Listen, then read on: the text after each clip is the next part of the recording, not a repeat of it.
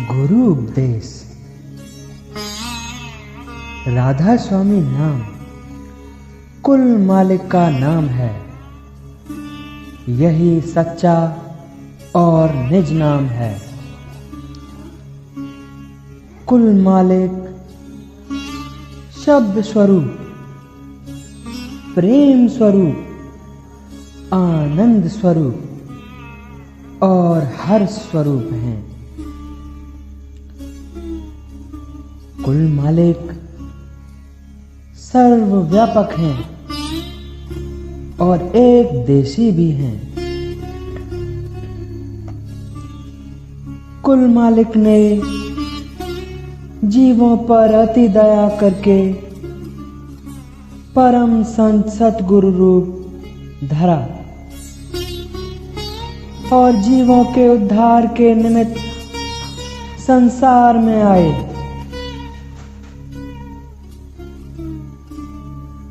कुल मालिक की दया सब पर है,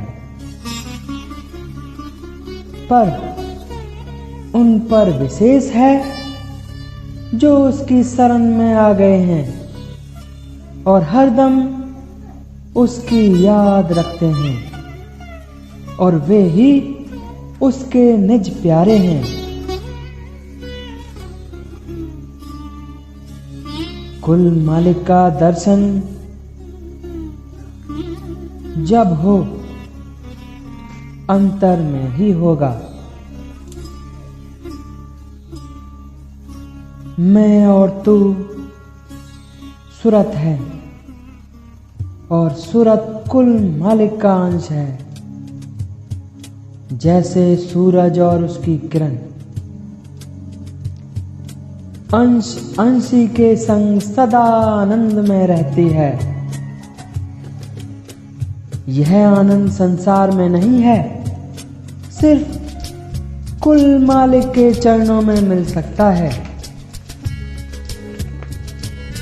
जो सूरत संसार से हटकर कुल मालिक के चरणों में पहुंचे तो सदा को आनंद में हो जाए। सो यह हटना और सच्चा आनंद पाना सूरत शब्द योग से होगा। सूरत से अंतर में शब्द को सुनना सूरत शब्द योग है। शब्द के बराबर रास्ता दिखाने वाला और अंधेरे में उजाला करने वाला और कोई नहीं है, और सब रचना का काम शब्द से ही हो रहा है।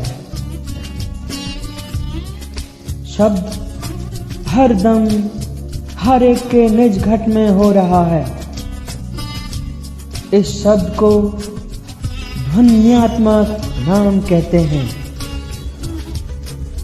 सूरत इस शब्द को सुनती हुई निज देश में पहुंच सकती है। सूरत शब्द मार्ग का भेद संत सतगुरु या सद्गुरु या उनके सच्चे प्रेमी सत्संगी से मालूम हो सकता है।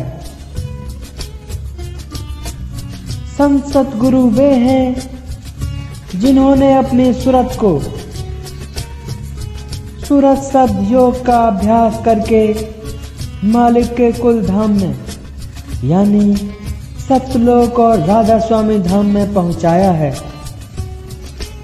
ऐसे सतगुरु कुल मालिक के खास पुत्र और निज प्यारे हैं। सद्गुरु वे हैं जिन्होंने अपनी सूरत को शब्द योग अभ्यास से त्रिकुटी के परे पार ब्रह्म पद यानी संतों के 10वें द्वार में पहुंचाया है और आगे चलने का अभ्यास कर रहे हैं।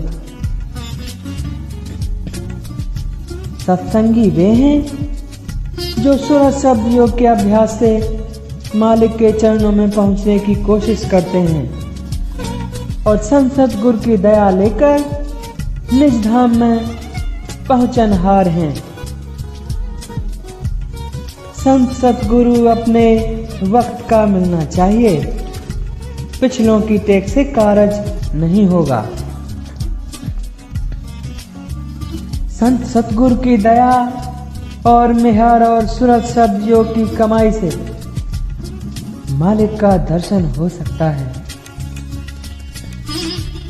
संत सतगुरु से सच्ची प्रीति करनी चाहिए और उनको सत्संग अंतरी और बाहरी और तन मन धन से सेवा करके प्रसन्न करना चाहिए। संत सतगुरु की सेवा कुल मालिक की सेवा है और मालिक इसी सेवा से राजी हैं और किसी की सेवा से काम नहीं बनेगा। कुल मालिक और संत सतगुरु का भरोसा रखना चाहिए और जहां तक हो सके उनके हुक्म और मौज के अनुसार बरतना चाहिए। संत सतगुरु की मौज मालिक की मौज है, यानी मालिक की मौज में और संत सतगुरु की मौज में कोई फर्क नहीं है। संत सतगुरु अपने अपनाए हुए सत्संगियों के हमेशा अंग संग और साथ हैं और उनकी पल पल हर तरह से रक्षा करते हैं। सतगुरु का जिसने सच्चे मन से दामन पकड़ लिया है और उनके चरणों में सच्ची और गहरी प्रीति और प्रतीति रखता है, वही अपनाया हुआ है। उससे काल डरता है, दूर से ही लुभाता है और डराता है, पास आने की उसे हिम्मत नहीं होती है।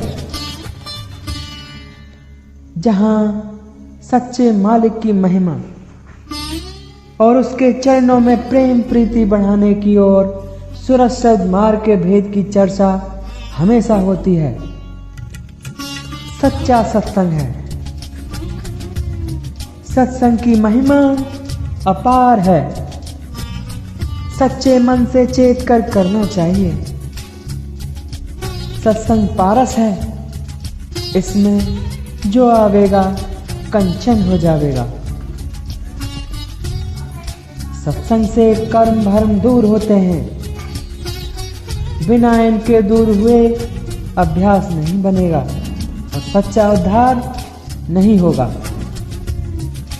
निष्कर्म होना चाहिए, इसलिए तन मन धन और उसके सुखों को सतगुरु के अर्पण कर देना चाहिए। अगर नहीं किए जाएंगे तो दिन दिन कर्म बढ़ते जाएंगे और संसार में आसक्ति बढ़ती जाएगी और उसी कदर उद्धार मुश्किल हो जाएगा। जो कुछ काम करे उसके फल को सतगुरु की मौज पर छोड़ देना चाहिए और जिस तरह से वे रखें उसी में खुश रहे और शिकायत न करे। इस तरह भी निष्कर्म हो सकता है। राधा।